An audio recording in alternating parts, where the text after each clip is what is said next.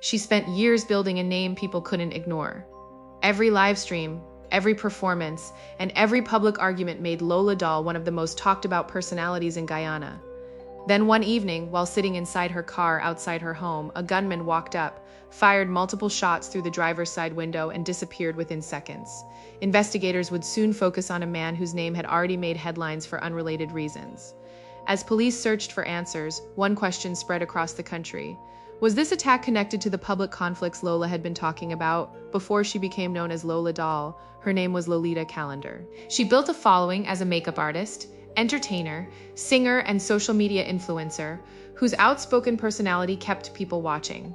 She wasn't afraid to respond to critics, defend herself online, or say exactly what was on her mind. That honesty earned her loyal supporters, but it also brought constant criticism. Lolita had spoken openly about overcoming difficult circumstances earlier in life and worked hard to create opportunities for herself. As her audience grew, so did the attention surrounding everything she posted. Every live stream sparked conversations. Every disagreement became public. Like many internet personalities, the line between her personal life and her online life became almost impossible to separate. Some of those online disputes faded quickly. Others continued for weeks, with both supporters and critics following every update.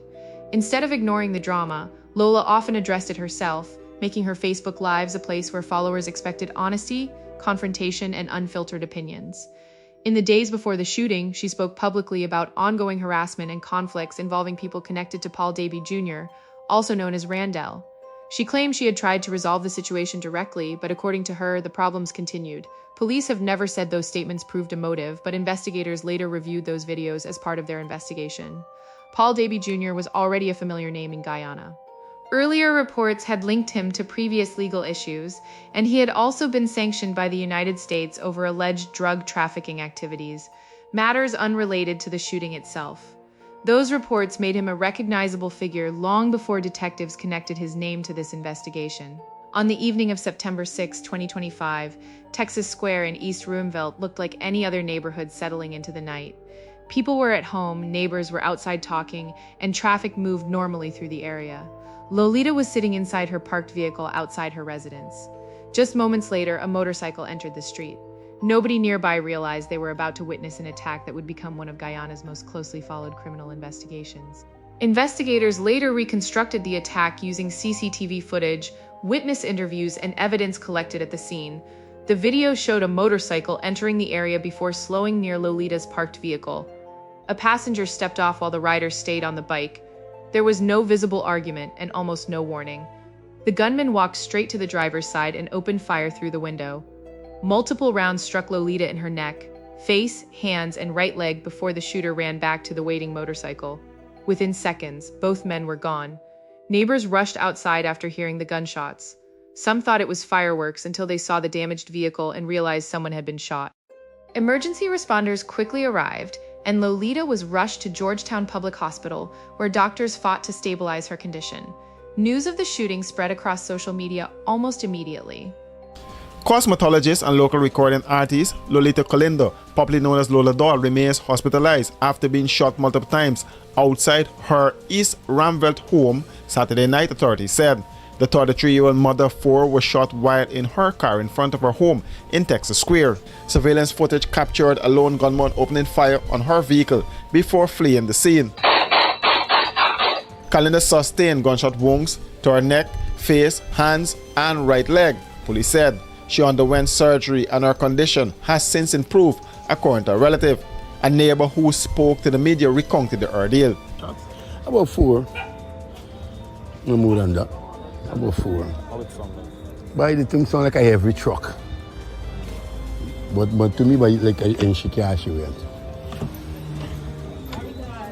Easy, man. No, nothing. Nobody can know. No, this place is silent just like, oh, they're dead, just so this place went. You know, I been in my bedroom. Yeah, and I know me go along the road and I come out. And I always see a man just right out there, and me don't know nothing, then all the way from there.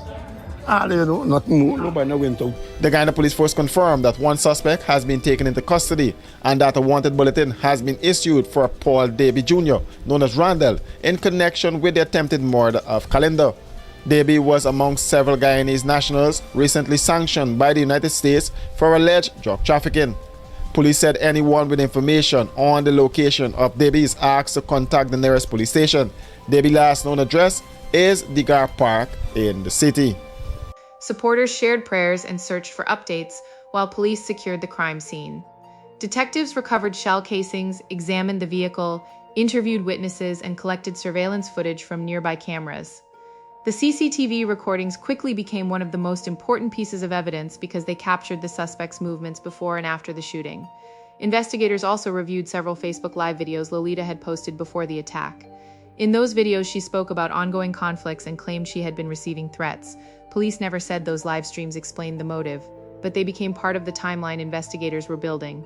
As detectives compared witness statements with the physical evidence, one name continued to surface: Paul Davey Jr., better known as Randell. Soon afterward, police publicly identified him as a suspect in the attempted murder investigation, sending the case in an entirely new direction. After police identified Paul Davey Jr. as a suspect, they asked the public for help locating him. Not long afterward, he surrendered to investigators with his attorney. His surrender became national news as detectives continued gathering evidence to determine exactly what had happened and whether anyone else had played a role in the attack. Investigators continued reviewing surveillance footage, forensic evidence, witness accounts, and electronic records. They also worked to identify the motorcycle rider who transported the gunman to and from the scene. While the investigation moved forward, police released very little information, urging the public not to rely on rumors circulating online. Meanwhile, Lolita remained hospitalized, recovering from multiple gunshot wounds. Her survival gave investigators an opportunity to obtain information directly from the victim while doctors continued treating her injuries. Supporters across Guyana flooded social media with messages of encouragement, hoping she would make a full recovery. The case also sparked a wider conversation about online conflicts and real-world violence. Many people revisited Lolita's live streams after the shooting, but investigators have never stated that social media alone explains why the attack happened. Determining motive requires evidence, and that responsibility belongs to the courts, not public opinion as legal proceedings continue. Many questions remain unanswered. Prosecutors will ultimately have to present evidence supporting every allegation, while the defense will have the opportunity to challenge that evidence in court.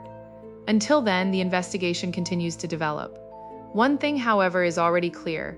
A woman known for entertaining thousands online became the victim of a brazen shooting outside her own home in just a matter of seconds.